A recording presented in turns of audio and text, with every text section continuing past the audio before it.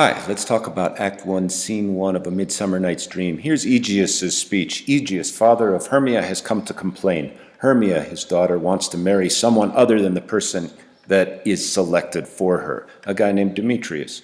Egeus is angry, and he demands that Hermia do what he wants and marry the man he wants her to marry.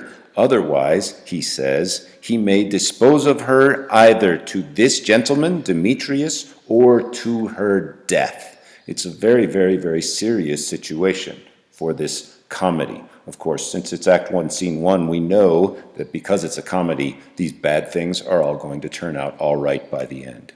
So, the speech is fairly simple, believe it or not. Egeus says he's angry, he gives a list of reasons why he's angry, and then he concludes. In this speech, we have a couple different devices going on.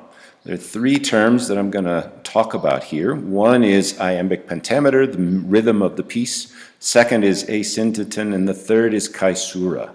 So let's look at this piece for iambic pentameter. That means that there are 5 beats to every line. In this case, full of vexation come I with complaint. There are 5 beats going on there, and they get stronger as we go on. Against my child, my daughter, Hermia.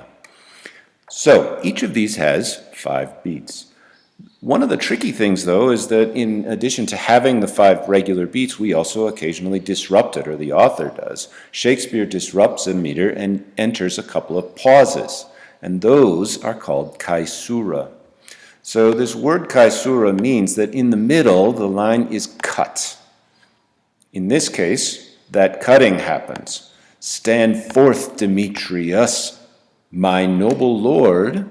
Well, stand forth, Demetrius is to one person. My noble lord, of course, is directed to a different person, the Duke, Theseus.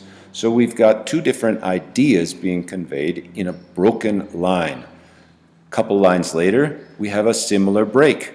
Stand forth, Lysander, and my gracious Duke. Notice we have the same kind of break happening here. He talks to one character, then he talks to another. Stand forth, Lysander, and my gracious Duke. This man hath bewitched the bosom of my child. Notice this line doesn't have such a break in it. We have a very, very long list of things that Egeus is upset about, but this line here shows us one thing that is a little bit distinctive about this speech. He complains to Lysander using the informal thou. The informal thou was used back in the 15 and 1600s when you're talking to your friends or your children or somebody that you were otherwise close with. In this case, however, Egeus is talking to somebody he dislikes, and by using the informal thou here, he's not only saying that he doesn't like him, he's also saying that he feels that this person is his inferior. Thou, Lysander, thou hast given her rhymes. So we've got another device happening here, repetition. But that use of the informal thou is quite important in this passage. The last thing that we have is asyndeton. An asyndeton is essentially a long list. In this case, Egeus has a long list of grievances against Lysander. And so the complaint begins with that line where he starts with the informal thou, Lysander. But look at all the things he's done. He's interchanged love tokens. He's sung by her window. He's stolen the impression of her fantasy with lots and lots and lots of things here. Now the list loses its conjunctions. In other words, it begins and ends without having an and or a but or an or in between right here. And it goes all the way down to here.